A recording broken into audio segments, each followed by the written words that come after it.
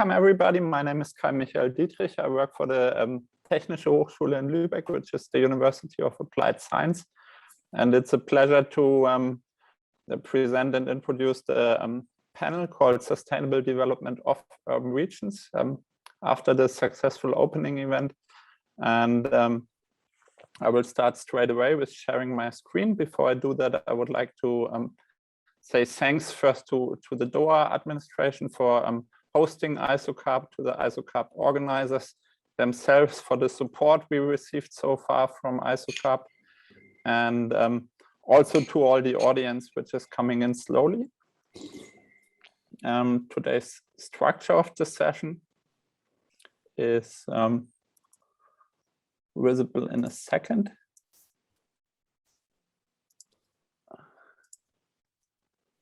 So after my brief introduction of the BMBF, which is the Federal Ministry of Research and Education here in Germany, I'm going to present the SURE research program, which is SURE is an acronym for Sustainable Urban Regions or Sustainable Development of Urban Regions.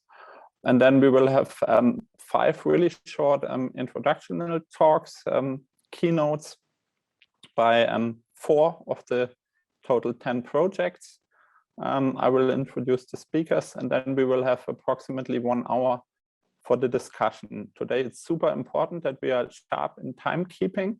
So for each of the short presentations, I will remind the speakers after 4 minutes that we have 1 minute left. So don't wonder if I give a small noise or say something. So the first speaker of today is going to be Li Fan. Li Fan is working for the university in Berlin, Technische Universität Berlin. She holds a PhD in urban planning. And as she just mentioned, she's already an ISOCARP member since 2006. So we are glad to have her on board. Then we have Professor Lars Ribbe from the Technical University in Cologne, also University of Applied Science. And he's a professor for integrated land and water management.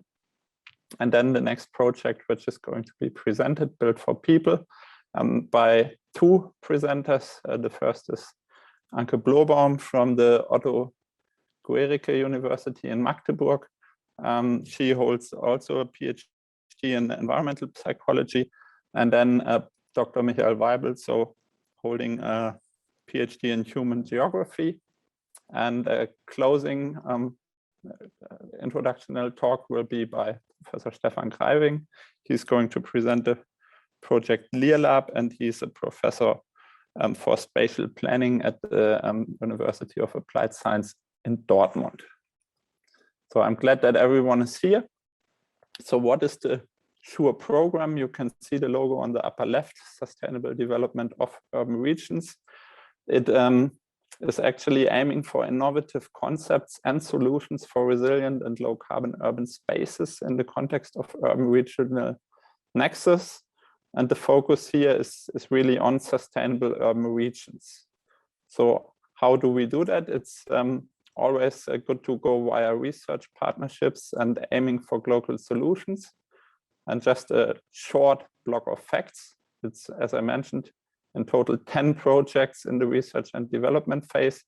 There was a phase before with a few more projects, and it's also aimed to have an implementation phase after 5 years. So it lasts 8 years.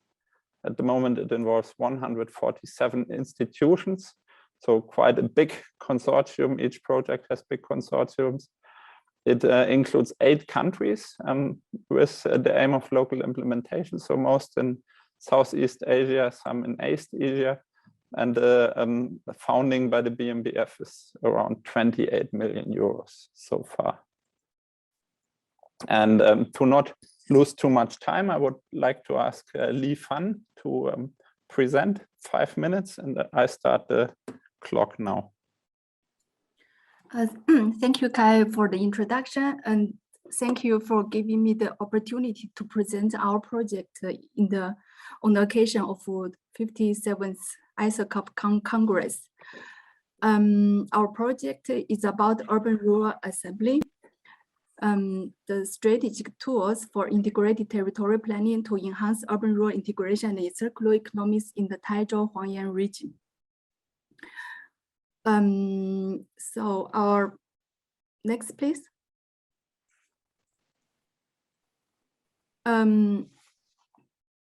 We recognize that our starting point is the hypothesis urban-rural linkages as key levers for the sustainable development of urban regions. Our starting point is from urban-rural tourism towards acknowledging importance of urban-rural material cycles. And we understand that sustainable urban development can only be achieved if multiple dimensions and resources flow, which you can see from this figure, in which urban centers are embedded and linked to larger territories are recognized, addressed, better understood, and effectively managed. As UN Habitat formulated, urban-rural linkages refer to complementary flows of people, nature resources, capital, goods, information, etc. between rural, peri-urban, and urban areas. The next, please. Our case study area in Taizhou-Huangyan, which is located between urbanization clusters. So this is the Shanghai cluster and Wenzhou cluster, Wuhan cluster. This is our case study of urban region in China. This is Taizhou, and Huangyan is a district of Taizhou. The next, please. The two maps show the rapid urbanization, which implies complicated or complex urban-rural linkages in the last 2 decades. The next.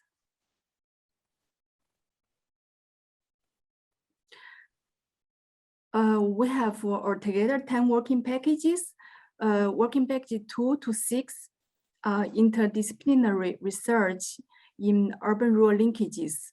5 aspects are identified, which are ecology, landscape, architecture, economy, and sociology. And the working package 7 to 8 is our planning tools. So reflect our findings from research phase and then to integrate those findings in our planning working package, which are 7 and 8. We introduced this strategic ground-build method. It's a German word.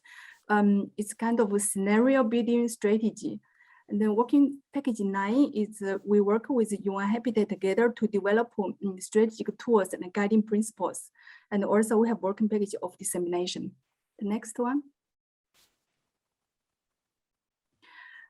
This figure shows how our structure of the whole project, the 5 research working packages, and then we have 7, 8, 9 policy science dialogue, policy reflections, and the planning tools. And also we have micro, meso, and macro 3 levels. At the micro level, we have 3 urban-rural living labs. The next, please. This is brief introduction of our strategic scenario building tool for territorial regional planning. The purpose of this scenario building strategy is to strengthen the cooperation beyond the spatial sector and the institutional borders. 1 minute left. Okay, so I can talk more about this scenario building strategy as planning tool later in our discussion. So we can jump to the next slide. This is the location of 3 urban-rural living labs. Next, please. Our first publication, which is open access periodical, which you can download from internet, from our website. The next, please. We organize regularly international conference. This is the first international conference in the end of 2020, and more conferences are coming. The next one, please. Okay, so thank you for your attention. So here is our institution, Urban-Rural Revitalization Institution in Huangyan, Taizhou. Thank you.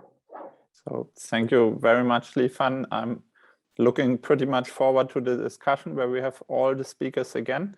So, and would like to hand over directly to Lars Ribbe. Yeah, hello again. Thank you for the chance to present our project, Polycentric Approaches to the Management of Urban Water Resources in Southeast Asia. And I'm presenting here on behalf of...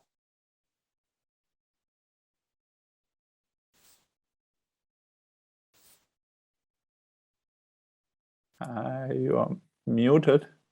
You're muted.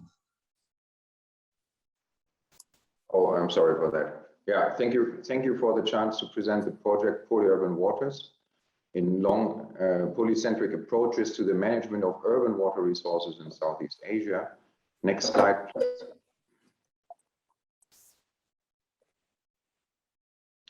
So the project is developing scalable models that address the existing, also emerging challenges for the management of urban water resources. So we have here an approach that is focusing on a sector, but in an integrated context of urban planning. And we address it in secondary and tertiary cities, not in the big urban regions.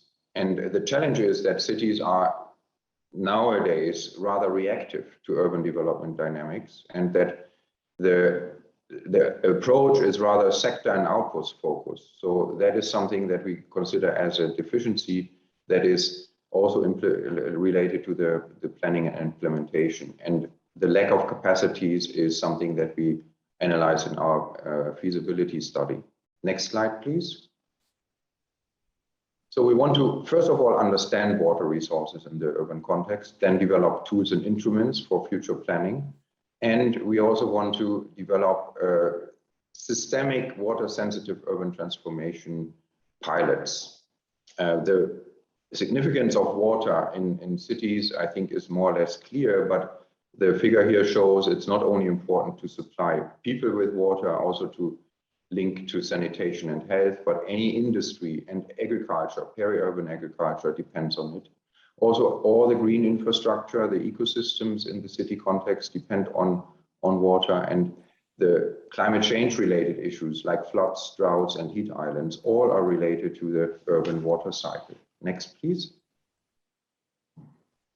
So the concept is that we are analyzing 3 sample cities in Samnua, Laos, Sleman, Indonesia, and Krachi, Cambodia. And we follow the methodology of doing a baseline assessment that is going on now.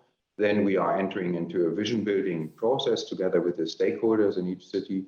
And based on that, in a co-design process, develop transition pathways. So the result should really be a transferable concept, not only limited to these 3 cities, but being applicable to other areas. Next slide, please.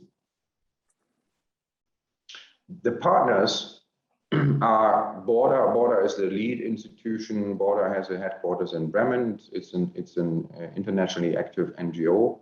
TU Berlin, here the Habitat Unit, and our university, represented by the Institute for Technology and Resource Management in the Tropics and Subtropics. And we have many other partners. They are listed here, and the map shows again the locations of the 3 cities, but also you cannot read it, but just to give you an impression about the multiple partners we involve, also for the outreach part, so that we can already during the 4-year implementation phase of the project, that we can look at significance of this approach in other countries where we have partners as well in the Southeast Asian region. Next, please. So I want to thank you and also invite you to visit our website, PolyUrbanWaters.org, where you find more information on the project. And with that, I think below 5 minutes even, I thank you very much for your attention, and I'm looking forward for questions. Exactly, perfect.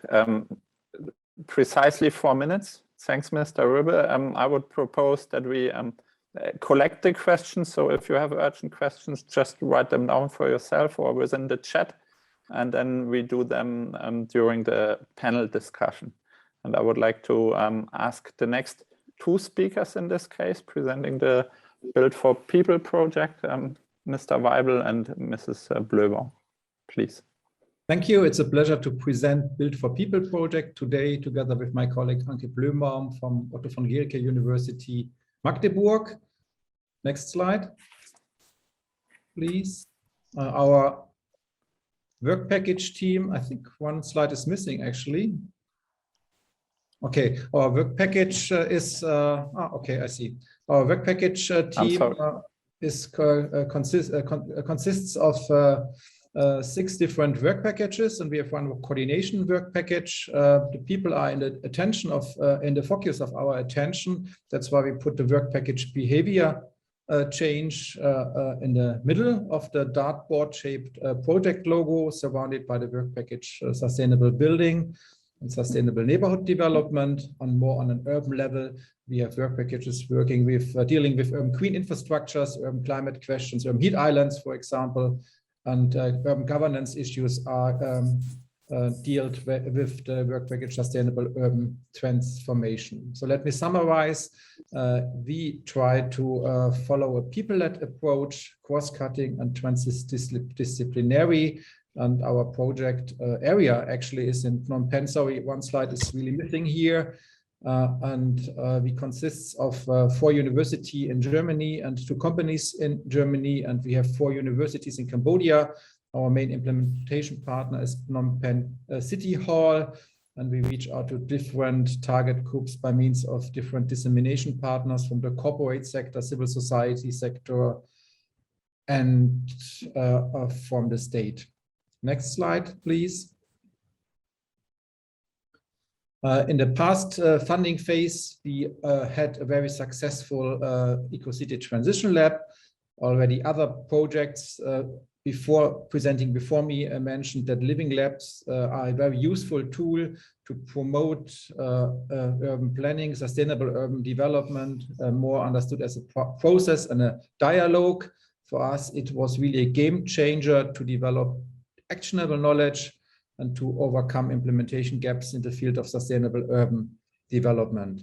This Eco-City Transition Lab was also a very good tool to integrate and present findings from all 6 thematic Build for People work packages. So we will develop and continue our series of living labs in the ongoing 4-year research and development phase. Next slide, please. This is an overview of our instruments, transition management instruments. So we will do the series of living labs. We will also do a sustainable building incubator, working with young architects, developing models, new business models in the field of sustainable buildings and sustainable urbanization. We will do a so-called sustainable building arena, a workshop series with a co-design, facilitation, and we also will facilitate experiments. Capacity development is a very important component of our project as well, and we also do strategic niche management. So the overall aim is to promote Phnom Penh's shift towards a more sustainable and livable reconfiguration of its urban development regime. Next slide, please. So this would be Anke taking over. Okay. So within our project, urban quality of life has become one of the, I would say, core concepts. And we jointly conceptualize, measure, and are going to model urban quality of life by taking into account objective conditions and as well subjectively perceived aspects of well-being as it is depicted in the figure. Being aware of the often more biggest relationship of sustainability and individual aspired lifestyles, we also aim at raising awareness for the need of merging both sustainable lifestyles and urban quality of life.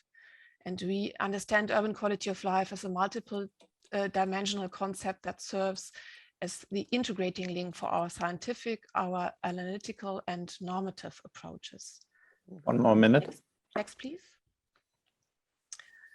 So to sum it up, the building and neighborhood planning sectors are, of course, the starting points for our project, and we aim at a sustainable urban transformation by a systematic cross-cutting approach. And we also aim at a planning culture which is more integrated and people-led to support a shift from a top-down decision-making to a more dialogue-oriented planning process based on a deeper form of participation. And our overall normative aim is the improvement of the perceived urban quality of life in line with the ideas of urban sustainability criteria. And we are very happy to have a team that is really highly committed to the common project goal, because multi and transdisciplinary research calls for very time-consuming, intensive exchange. Not the easiest way to go. However, we think it is worth it, and there is probably no sensible other way. Next, please. So thank you very much for your attention. That was the last slide. Okay. Thank you very much. Slide actually, but doesn't matter. You. Perfect. I'm sorry if something got lost. So next speaker is Mr. Greiving. I want to correct myself here. He's not from the technical university, but he's from the University Dortmund, or Dortmund University. And the floor is yours. Yeah, in fact, it's a technical university and not a University of Applied Sciences. Yeah, I'm coordinator of the project LIRLAP, which stands for Linking Disaster Risk Governance and Land Use Planning, the case of weather-prone informal settlements in the Philippines, Thailand, Vietnam. Main hub is Metro Manila in the Philippines, one of the most densely populated megacities in the world. But we are also going to conduct some outreaching activities in Hanoi, Vietnam, and Bangkok, Thailand. Next slide, please. Apart from the TU Dortmund University, two other German universities are beneficiaries: University of Stuttgart and University of Munich. The German team is complemented by an engineering company. In Asia, we are collaborate with the School of Urban Regional Planning at the University of the Philippines, the Urban Futures and Policy Research Unit at Thammasat University in Thailand, and the Faculty of Land Management of Vietnam in Hanoi. And of course, in addition, also with several international, like UN Habitat, national, like the National Housing Authority, regional and local, in particular, local governmental units and NGOs. Next slide, please. What is our project about? First of all, we want to deal with disaster risk through spatial planning, especially in informal settlements that are hardest hit and least equipped with the formal system of risk-reducing planning mechanism. And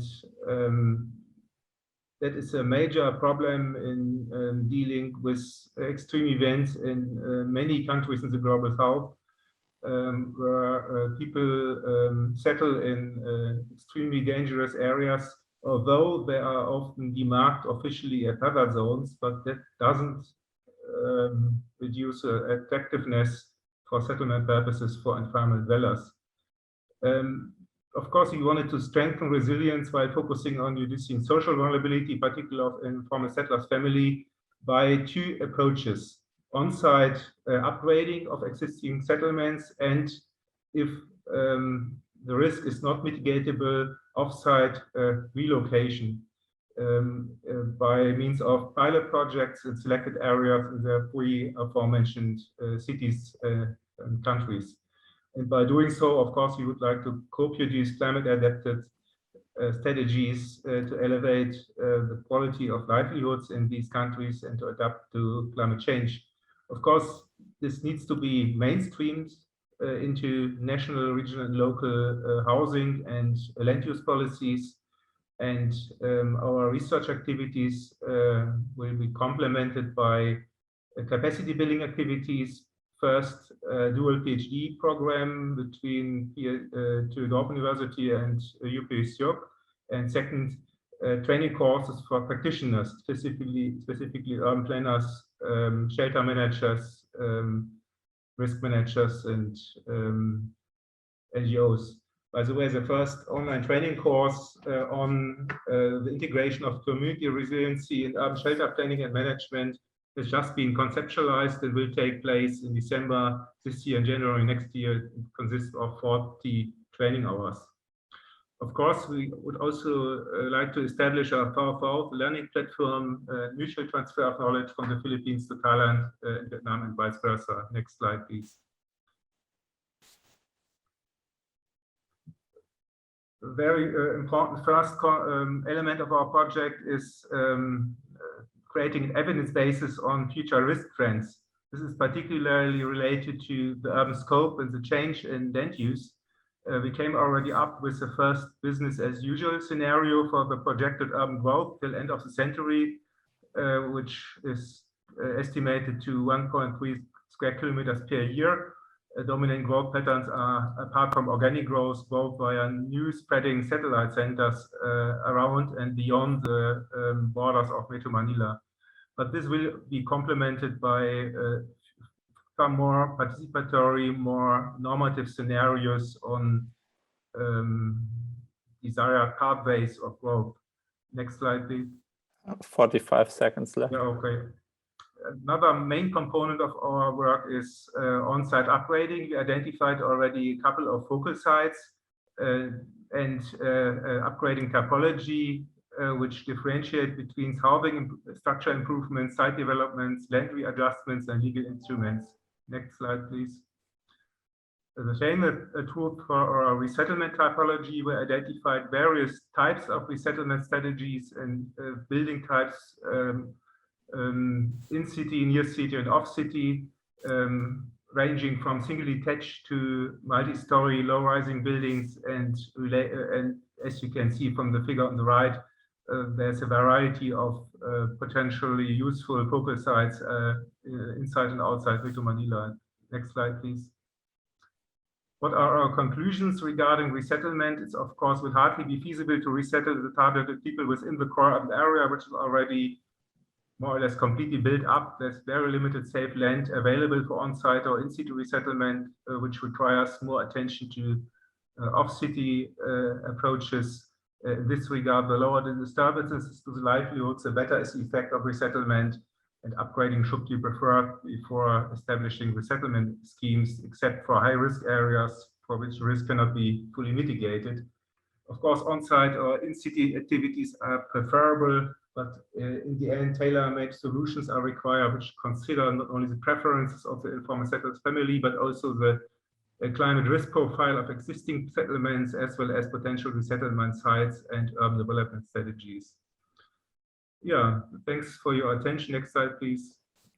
We came already up with some open access peer-reviewed journal papers on resettlement, retreat, and upgrading approaches, with a specific attention on the situation in Southeast Asia. Thanks for your attention again. Thank you very much for this interesting input. I'm quite sure we are going to discuss that a little bit further. I've seen there are already a few questions posted to the chat, which I will sort out while I hand over to my colleague, my dear colleague and boss, Frank Schwartze, also from the Technische Hochschule here in Lübeck. Yeah, thank you, Kai, and thank you for guiding us into these sessions. As Kai said, my name is Frank Schwartze. I'm a professor for urbanism and planning, and I will serve as a moderator for the next part of this session. I hope for our audience that there are not already too much questions, because our idea was firstly to start with 4 questions that relates the project's presentation to the topic of and the overall scope of our ISOCARP Congress, where we are talking about the role of planning and talking about planning unlocked. I of course try to somehow focus a bit my first set of questions to our presenters and now panelists in regard to what does it mean for planning. And next slide, please. So that our idea is that we have a panel discussion and then we open it up to the audience. And as Kai said, please posed your questions already in the chat, and then we will have hopefully a vivid discussion. I would like to start with my first question, starting, let's say, from the end. Stefan Greiving, in your project, as you have mentioned, participatory approaches play an important role, but on the other hand, what you do is with the scenario development, with digital analysis, really to develop an assessment on future urban developments in order to improve future planning decisions. So what is your experience in this combination of evidence-based planning using digital tools, what you do already since long time, and now participatory approaches integrated in it? Is it a fruitful combination and does it work, or what are your experience in this regard? Sorry, I was still muted. Yeah. Of course, apart from a business as usual or simple trend scenario, there's always a need for defining scenario pathways in a normative manner, which of course requires the involvement of those who are legitimized to define policy goals or objectives of urban development. And that requires, of course, a collaboration with these stakeholder groups, and ideal also with those actors which are more or less directly affected by urban development, like the informal sectors, families, or at least NGOs who represent these group of people. This normative selection of scenarios has been implemented successfully in a couple of projects, not only our own activities, but a variety of colleagues came up with similar approaches in the past, for instance, in context of the mega city program, the BMBF, organized a couple of years ago. We did a similar approach in Dar es Salaam, Tanzania, by bringing stakeholders together, discussing with them about possible but also desirable future pathways, and try to integrate these assumptions into our models. There's also another approach you may be familiar with. It's called backcasting, which means that the desired status of a future is to be defined collaboratively with your stakeholders first, and from this point backwards, you identify the gap between foreseeable consequences of existing policy schemes and this desired status of the future system. This approach is also somewhat challenging, but it also enlightening, since it informs politicians about this very important and crucial gap between short-term decisions and long-term objectives, specifically those which are related with the environment and climate change.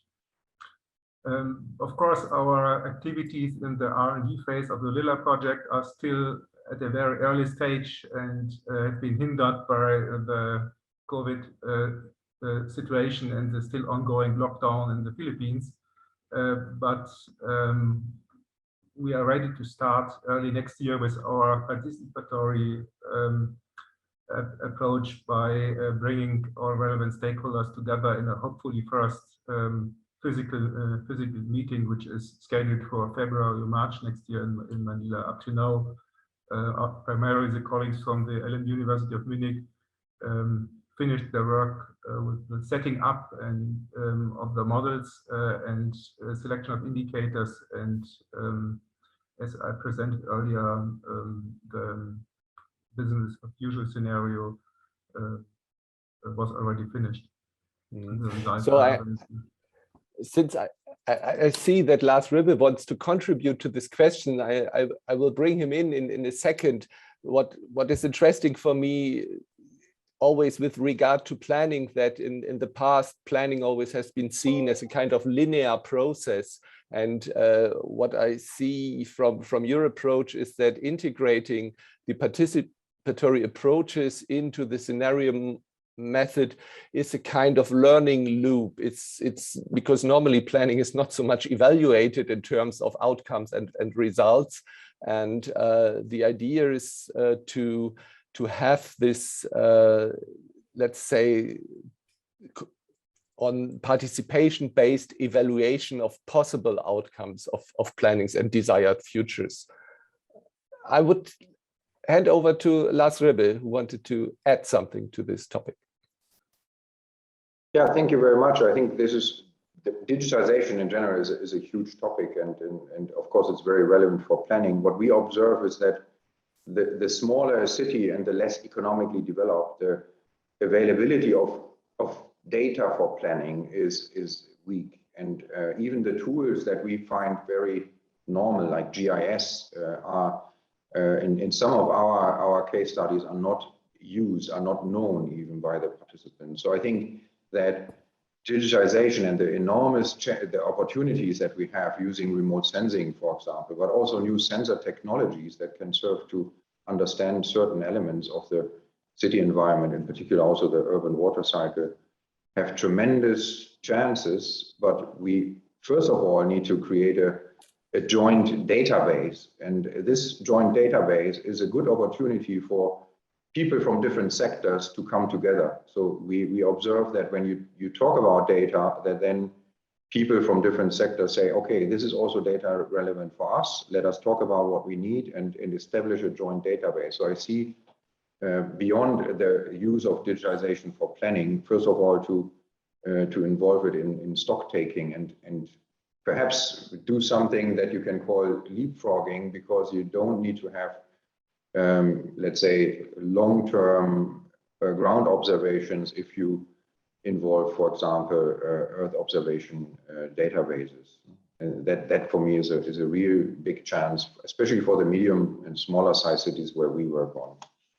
Thank you. Yeah, thank you for this addition, because that's really an important point. Things always planning is seen as something that needs a long time, is time consuming, and is taking it takes a lot of time for analysis, and then the results are sometimes already outdated, or the solutions are outdated when the plan comes to an end. And using digitalization to speed up, we heard the notion transformative practice to speed up as well decision processes is hopefully a promising opportunity. And I could say that for a lot of the projects in this program, they are dealing with these opportunities and options for future integrated planning processes.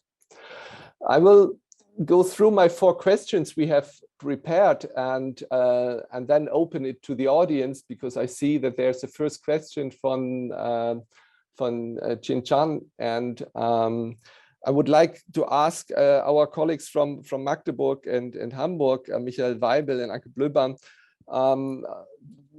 planning and quality, because what your project is focusing on is of course improving urban quality, but in a way that this is based on sustainable behavior.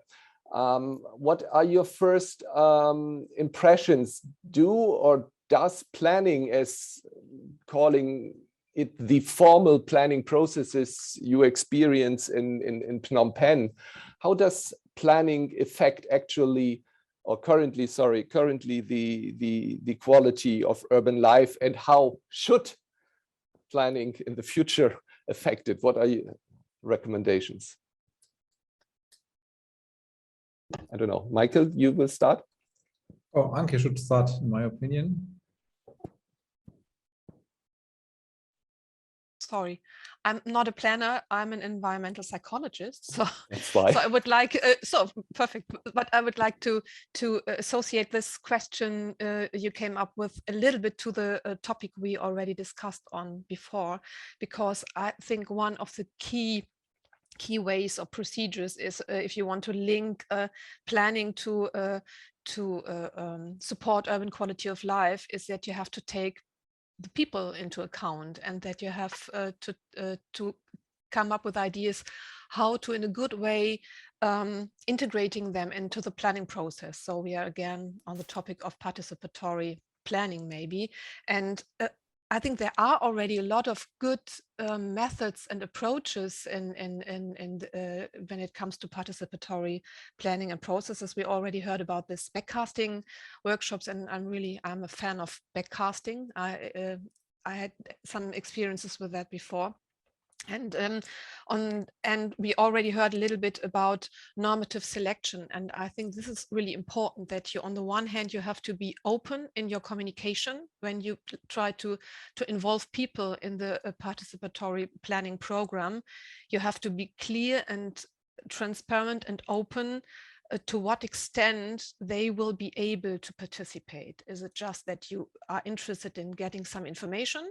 Or are you interested in a more deeper participation, that you really want that they have the chance to take part in decision-making processes as well, and they can not only bring in ideas, but also really co-design something, and that it finally will be seen somewhere out there in the world. But that does also mean, when it comes to urban quality of life, we already tried to explain that we see a need of merging urban quality of life and individual sustainable admired lifestyles. So that might sometimes be a little bit ambitious, and that is important to be open with that there is something like a normative frame, that we are open and interested in people's ideas, but there is really a conjoint normative frame of we are looking for supporting urban quality of life in a more sustainable way, and that we are not going to ignore the sustainability goals when asking for urban lifestyles or urban quality of life. Yeah, thank you, Anke. Michael, do you want to continue? Let me add to this. I would say we have to pay more regard to inclusive governance schemes.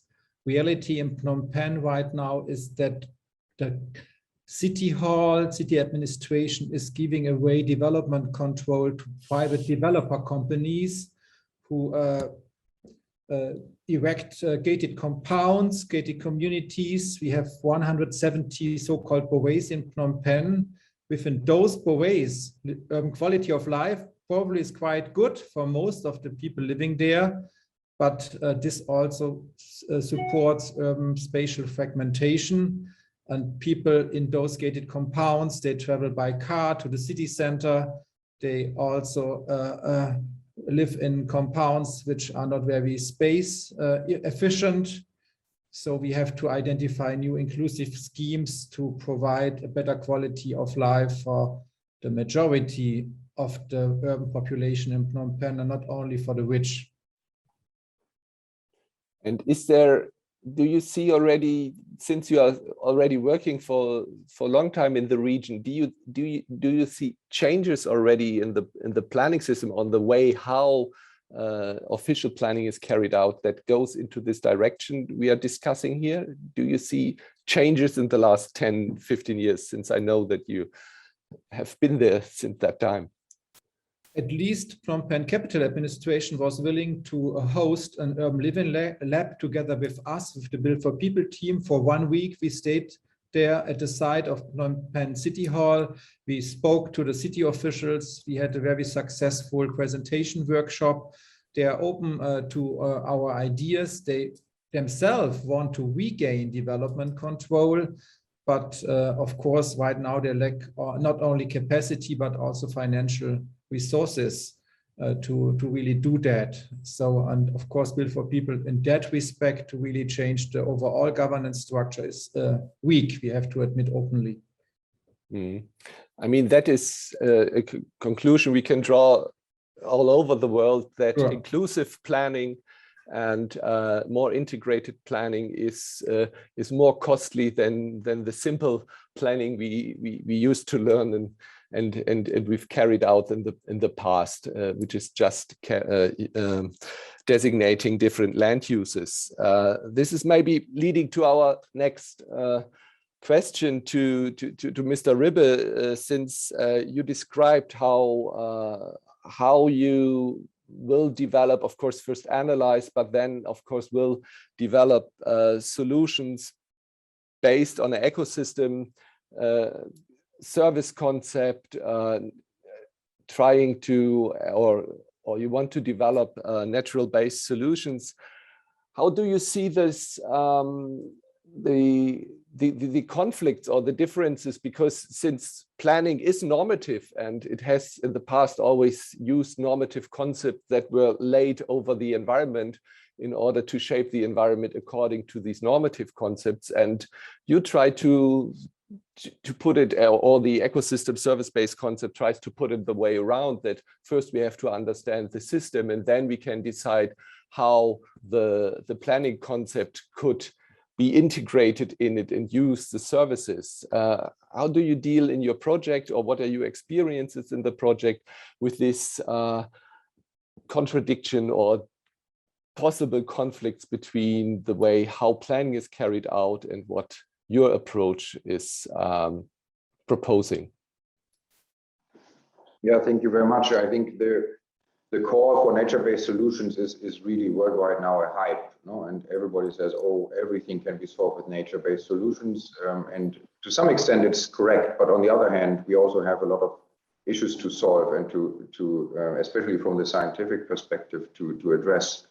And this is on one hand about the effectiveness. If I plan in the classical way, if an engineer plans pipelines and channels, they can tell pretty exact how much water they can drain, how much water they can store. They can talk about the design in this gray infrastructure environment in a concrete way. But in nature-based solutions, we still have open questions about how effective they really are, and also how feasible they are, because they need more space. They need space, first of all. And these are the big issues that we are also realizing in the cities where we work, that if it comes to the concrete question, how to implement it, there are many issues to be resolved. And once again, it is becoming more obvious that when you want to implement nature-based solutions, you have to follow an intersectoral approach, because they are, for example, there are measures of the traffic sector, but they are related to the drainage, you know? And then you are implementing green spaces to cool the neighborhood, perhaps, but it's the realm of the environment and open spaces planning. And so there are, I think, many steps necessary to convince, first of all, the planners that this is a way to go. And we see that there is still a lot of skepticism also that these solutions work. So I think that is, it's easy to say, but as many of the nature-based solutions are still described in a more conceptual way, I think the role of science here in these projects is to prove that they are feasible and also to show the quantitative effects. Otherwise, we will not be able to say that these are cost-effective solutions and efficient solutions. So I think, yes, it is. It's really promising, and I think, especially if we move towards more multifunctional uses of space, then the nature-based solutions can very well be integrated. But it's in the practice, it's much more difficult than from this conceptual point of view. Thank you. Yeah, thank you, Lars Ribbe. And I would like come back maybe if we have time in our open discussion on you mentioned the role of science, and I would like to come back to this point, the role of science for planning, and I would as well like to share some thoughts about this with the audience. But we have a final and last question on our last panelist. Ms. Lifan, you you are working in not only on a specific area, it's a specific area, but it's a large region you are working on. And we were already talking about the question of integrating different sectors, integrating different views in terms of participatory approaches. And the question is, how do you deal with this rising complexity then in these large mega urban regions you are engaged in? So you have then as well the question of the integration of different scales.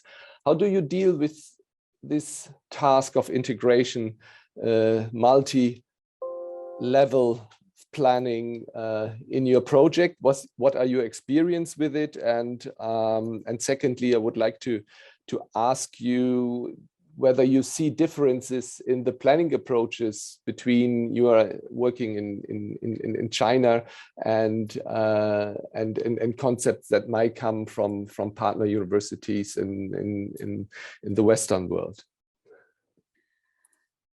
Thank you for the question. So I would like to answer your question with some comments of participatory planning discussed by other panelists. Why do we talk about the participatory planning in this context? Actually, it's widely discussed the topic for more than several decades. So why do we still talk about participatory planning? So my understanding is participatory planning is quite widely accepted and practiced, but actually it's more in neighborhood planning or master planning. So if we talk about the regional planning, urban region planning for large territory, you rarely talk about participatory planning. I think that's why we address this issue of participatory planning, no matter with modern technology, digital participation, or traditional workshop meetings and so on. So I want to distinguish our approach of participatory planning in terms of regional planning. So that's the key point, or what I understand as a planner. And then, and also, my understanding of this intersector planning, which is very important. That's why, in our case in China, why we talk about the intersector planning. So this is also in the background of planning reform in China. Planning reform in China starts end of last decades. To reform plan, even the ministries of, even different ministries are merged to have a kind of intersector planning, because different ministries are fragmented. So every ministry is doing their own plan. Like Ministry of Construction or Ministry, they are doing planning for cities. And then Ministry of Land Resources, they are planning for rural areas. So different ministries, they have fragmented planning. So since the end of last decades, the state want to have integrated urban-rural planning. This is also our topic, urban-rural linkage or urban-rural assembly. We use another wording. And then since China is launching this planning reform to integrate urban-rural planning, even for this purpose, ministries were merged from as an administrative solution. And so this is also makes sense to talk about planning intersector, because urban and rural development, their transformation is not constrained by administration borders. Although if we are commissioned by certain region level or certain administration or agency, we are always constrained with certain administration border. But if we talk more about strategic planning, or in our case, we use a scenario building strategy as an informal planning tool. We want to apply this tool in our case in China to have certain kind of innovative planning to support the formal planning process of regional planning. So which means intersector and beyond the administration borders. And this sort of scenario building strategy, which is called in Germany Raumbild, is actually also relatively new. Since last 10 years, it was practiced. It's becoming more and more common process, but still a sort of new process. So in our project, we have also a comparative case in Germany, which is IBA Thüringen, where we will do workshop there to apply this scenario building strategy, and also the similar strategy we apply for our case in China as the informal planning tool. The purpose of this informal planning tool is to support future planning decision-making process. So that through the participatory process of this scenario building in a wider regional scale, beyond the administration border and the sector border, there is supposed to a common image or common vision shaped by at the regional level by all the participants or by decision makers. So this is where participation comes. And also what is very special of this scenario building strategy as informal tool of regional planning is also it's an interdisciplinary approach. So in our project, we have, although our main strategy is to have planning for regional scale, but we also, before planning, we have these different working packages. We identify 5 working packages from interdisciplinary research basis, which will be integrated to our scenario building strategy informal planning process. So this is the whole concept of our project in China, and also referring to Germany. Thank you. Thank you. Thank you so much for this for the answer. And I think what we can see is that the projects we have seen here more or less have a strategic planning approach, and they somehow substitute the classical model, what plans are through scenarios and pathways to possible futures. I would open now the discussion to our audience, and I assume that there's some questions towards the projects themselves or as well to the program, and I have one in the chat, but I asked the others to feel free as well to participate in the discussion. And I would ask Mr. Jin Chan to put his question right away via the microphone. Is it possible, or shall I read it? I can do it. Thank you so much. Yeah, I'm just curious because I very much appreciate the talk from the panelists. And actually, I'm also related with the other project, Professor Lars Ribbe. But I'm curious on the other side that because we talk about a lot of plannings and a planning approach integrated, and water, and also sustainable urban and human life. And as you see that in the current situation of COVID, and we see that a lot of cities suffering, and it's because of that it's compressed and the stress with the city and the people inside. And is there any account that we can be able to alleviate or mitigate through a planning process that support with mitigating such issues related with the urban areas with the pandemics and the contagions? So I mean that is a little bit off topic, but I think that is so relevant to some of the sustainable life and then making our life better in the urban areas. So thank you so much if you can be able to enlighten me a little bit on these directions. Yeah, thank you, Mr. Chan. who's able to answer to this question that is opening our topic a bit to the current developments of the COVID pandemic? I would ask Michael Waibel or Mr. Ribbe, since it's both whether related to the quality of urban life or to as well improving the ecological functions of the cities.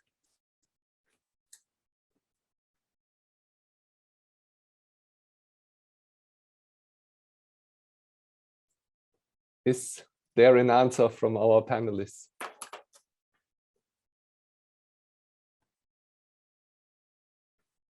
I would shift the question to Mr. Ribbe or to your colleague, Li Fan. Yeah. Yes, perhaps I can give some comments. So in this case, I would understand planning is a communication tool or governance tool. So if different cities in the region, they share the same problem, or different communities, they share the same problem, then planning can function as a communication tool to bring people together, because the strategic planning has these capacities.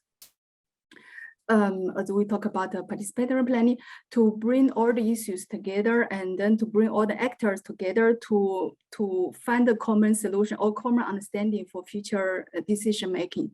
So in this case, in this aspect, planning is a communication tool as well as a governance tool, because the planning can has this capacity to bring all the municipalities together, decision makers together. So that's my understanding. Thank you. Yeah, thank you, Li Fan. Do we have other questions from the audience? There's one other question posted to the chat, also addressing Li Fan directly. Maybe we could continue there. Do you see it, Frank, or should I? No, you should. Maybe please go on. Sun Cheng Han could address it directly if she's still there. Oh yes, I'm here. Thanks very much for the opportunity. Yes, that's all right. Right. Thank you for the opportunity to ask this question. I'm just wondering about the urban-rural linkage issue that Dr. Li Fan has presented. It's a very interesting question, and her project certainly is very comprehensive and very interesting. I'm sure lots of novel stuff over there to be interrogated over the period of the project lifetime. My question basically is rural-urban integration is one of the issues that the Chinese policies has paid attention to for years. So at least in the past 50 years, then we hear again and again from different national and local policy documents that rural-urban integration has been a very important issue addressed by these different levels of government and also researchers. Just wondering whether Li can highlight what are the main issues that your project wants to focus on, and what's the main objectives that you want to accomplish. I think you explained a bit already in terms of the participatory planning and also the integration of different sectors. I'm just wondering if you have anything to expand from there. Thank you. Thank you for the question. Actually, I'm not sure what you mentioned. This in China has already addressed the urban-rural linkage issues for more than 1 decade. Yes, but as I observed, in the past half a century, perhaps China started with urban city development first, and then countryside was left over. And then in the last 1 or 2 decades, China started to launch the large program of rural revitalization. I'm still not quite sure that China has realized the integration of rural and urban areas, or they have like a countryside program and the city program. This is fundamentally different concepts, because even rural areas is already all urbanized. So we don't talk about cities, we talk about different forms, different urban forms, either urban centers or agglomerations. So I'm not sure if Chinese decision makers, they have already starting from this perspective to revitalize rural areas alone or really integrated to the city development. So still it's a stage of understanding different urban-rural linkages or integration. But I know China is starting doing a lot for rural revitalization. So this is already a good sign for the integrated urban-rural development. And then the other question, I think I already talked a lot in the previous answers. Yes, our project, we want to address this approach of planning, scenario building strategy as an informal planning tool to support urban-rural integration. In the case of, we take the case of Huangyan in China. We have this strategic planning, which is scenario building strategy, which is quite well practiced in Germany. And then we think it might be supportive for planning reform in China, which undertaking at the moment.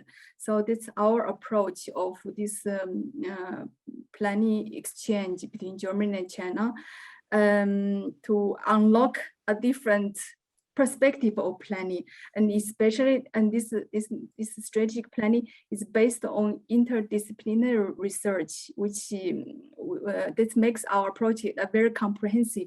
We have first 5 interdisciplinary researches, and then based on this, we have this planning approach, informal planning tool. And then based on planning approach, we have science policy dialogue, which is undertaken by ICLE, Southeast Asia. And then based on all these findings, our reflections will be derived for policy papers by UN Habitat. So this our comprehensive project has many dimensions of objectives, but it's all focused on strategic planning, scenario planning, as an informal planning tool. I hope I answered your question. Thank you. Thank you. Thank you. It was interesting for me because we just had a meeting this morning on another research project in Germany on the provision of sufficient space for housing, and one recommendation of a partner from a municipality was that we need more informal concepts in Germany in order to do so. So I think as well the question between formal and informal planning or non-formal planning is all over the world something that needs improvement. I wonder whether there are more questions, since I would have a question as well to the audience, if someone would be able or would be interested to answer, because this project the program, all these projects that have presented here are involved, and it's a program that tries to, as Mr. Ribbe said, to find solutions for pressing urban transformation and development problems, but based on scientific findings and proofs of feasibility. And I wonder whether there is experience in the audience here, in the group that is gathered here, on how scientific-led or science-led projects have affected planning or have improved planning in concrete cases, or as well, what do you expect? I assume that a lot of you are planners. What do you expect from scientific research projects in order to help you in your day-to-day life? Is there any experience with the science and practice relation in planning here in the audience?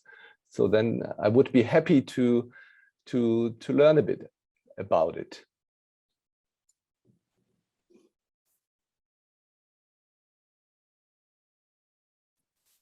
I see Professor Kama is here, and he has plenty of experience in practice and as well as the science field. Perhaps he can give some comments. Of course, I would love to hear a comment from Detlef Karlmeier, since I'm really happy to see him. So you are asked to comment. So if you are able, I would be happy. Well, can you hear me? I think yes. Perfect. Okay. Thank you very much indeed. It's very nice to have been invited here and to see quite a few faces that I know and I've known for a long time. Let me talk about this. Maybe not talk. Just a few remarks on this urban-rural relations and linkages. That's something that I've been dealing with among many other strands in my work over the last 50 years or so. I've been dealing with rural-urban linkages for at least 40 years or more actively, in terms of approaches, in terms of projects in various countries in Africa and in Southeast Asia and elsewhere, and they've published quite a bit. I do think that there has been quite some impact on this, although on second thought, the linkages that the idealistic planners may have been thinking of is that bring more benefits to the rural areas that have been notoriously neglected by state planning, that it was more that the commercial enterprises that are based in the capital cities and in the major cities used rural-urban linkage concepts as a trajectory for exploiting rural areas and rural area markets. So it's I don't think we have good reasons to be idealistic about those rural-urban linkages, but it's interesting to see that there is a project devoted to it. I don't think I can say much more at this point, but maybe. So it's thank you very much for a question, and thank you very much for the opportunity to say hello to all of those who I know and I remember. Thank you, Professor Karlmeier. Anyone, is there any other comment as well, maybe to my question on the role of science in planning practice, especially when it comes to sustainable transformation? Or is there another question or a remark in regard to the projects?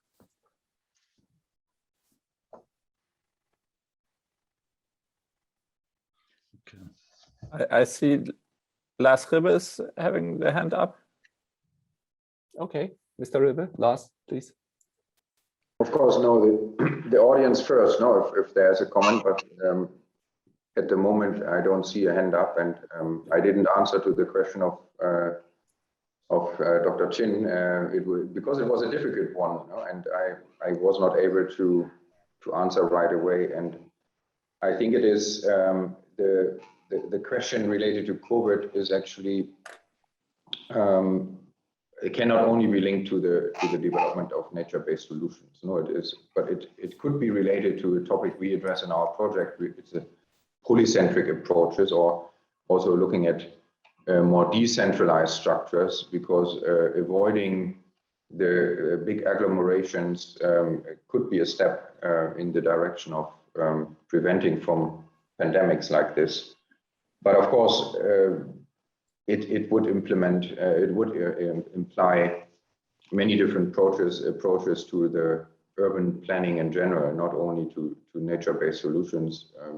It is often considered to be a panacea, as I said, the nature-based solutions. But obviously, if you create green spaces, and we know, of course, that the infection rate is less if people are more outside. So creating green spaces, for example, could be an approach. But saying that without the right scientific background is, of course, a bit dangerous. And so here we come to the aspect of science. And I think what we would like to develop in our projects is to, together with our academic partners, to really establish long-term linkages between science and urban, of course, considering the urban-rural continuum, not only the strict urban area, but let's call it regional development, because I think there's a lot of potential in that, involving students early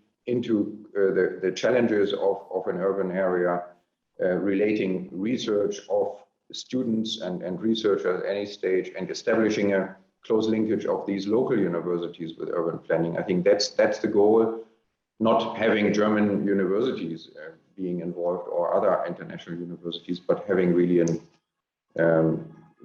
development towards a regional innovation ecosystem. So in Indonesia, that works excellently because we have the Gajah Mada University as a very active and strong university.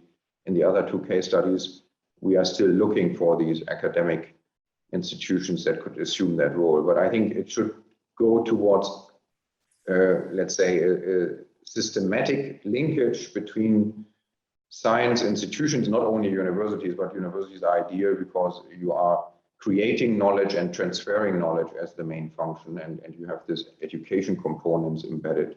So I think that is often neglected, but a huge potential is there if this linkage, this bridge could be established in a more systematic way. And I say that also equally for Germany. I think here we also are just having a few examples where these linkages work in this systematic, long-term oriented way, not only project-based, but long-term way to build partnerships between academia and urban planning. Thank you. Yeah, thank you. Anke Blöbaum has raised her hand. And I see as well Elisabeth Belper has continued our discussion in the chat and has referred, and I used the term strategic planning, and the Belgian planning culture very much has focused on these issues. So maybe Elisabeth, afterwards you would like to add something, but Anke Blöbaum, please.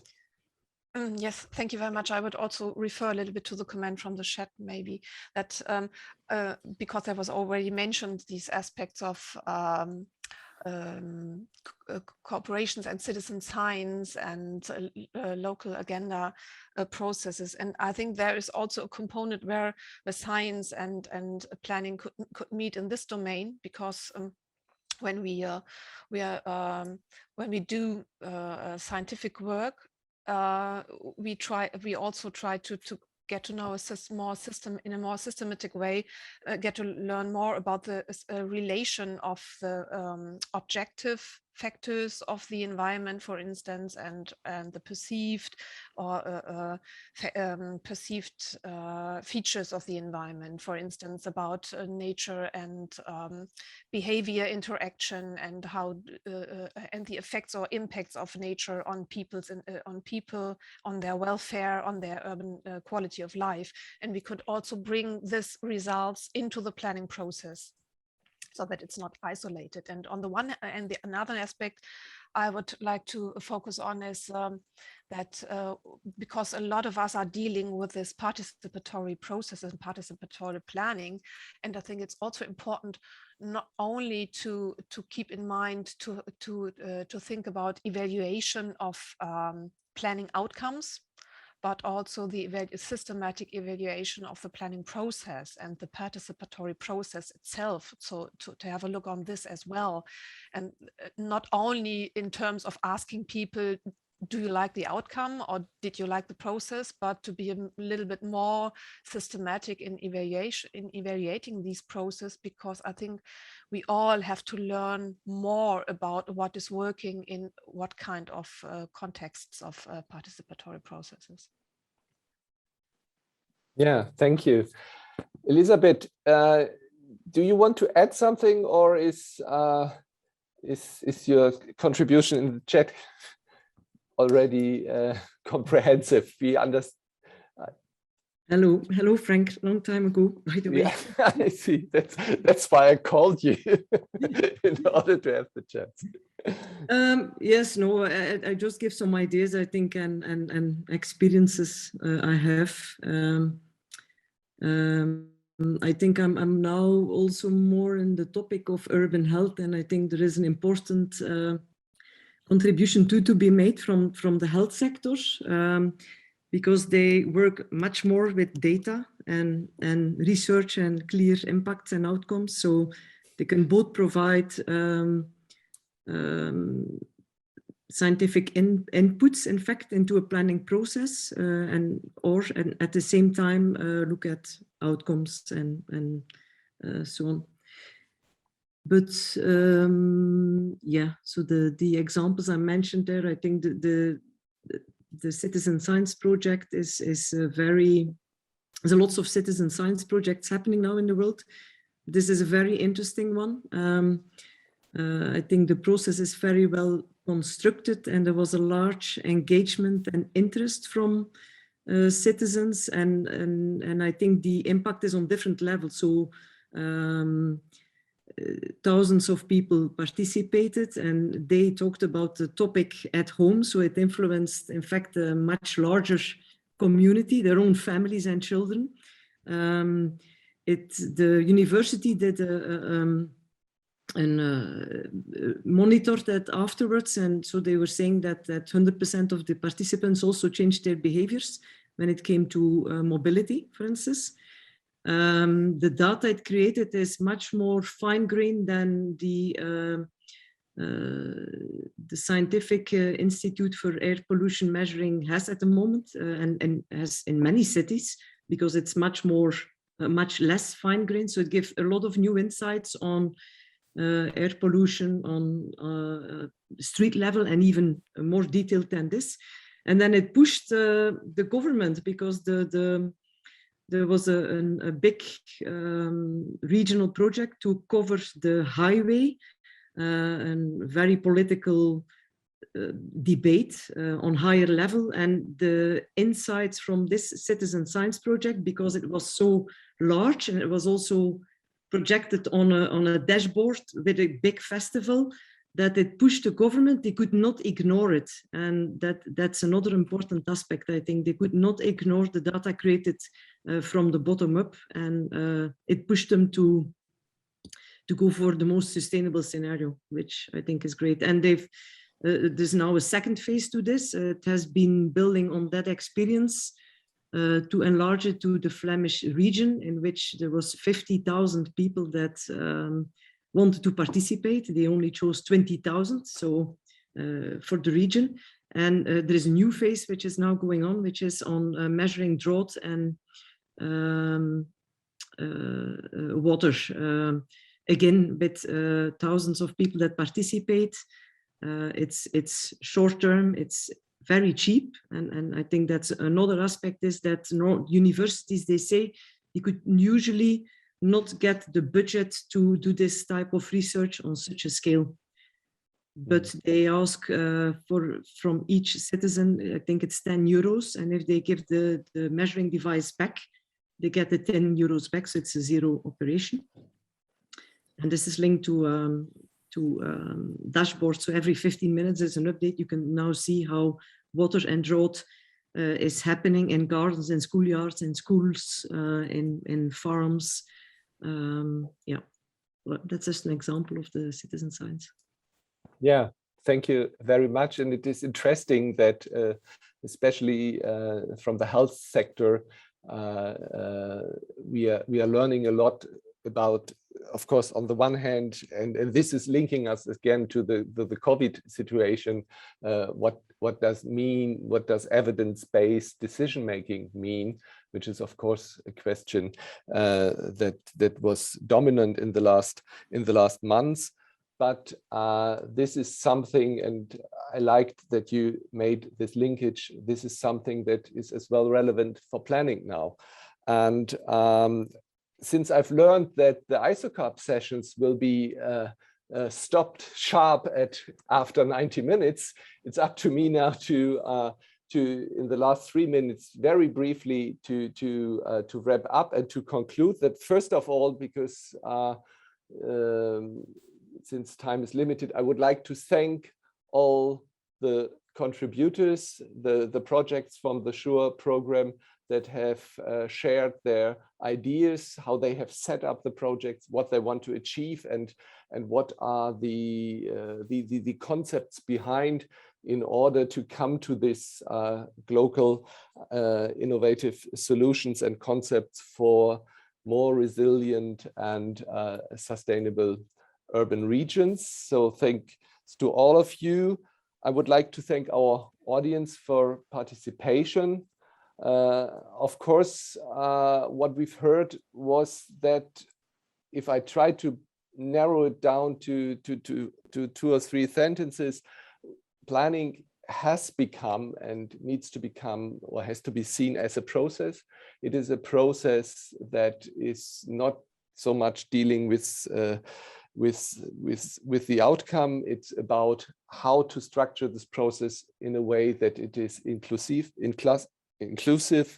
It means a continuous involvement of stakeholders, and we need the formats and tools not only to involve them in terms of that they have their voice. It is as well, as we have discussed it in the last minute, on how to involve different types of knowledge.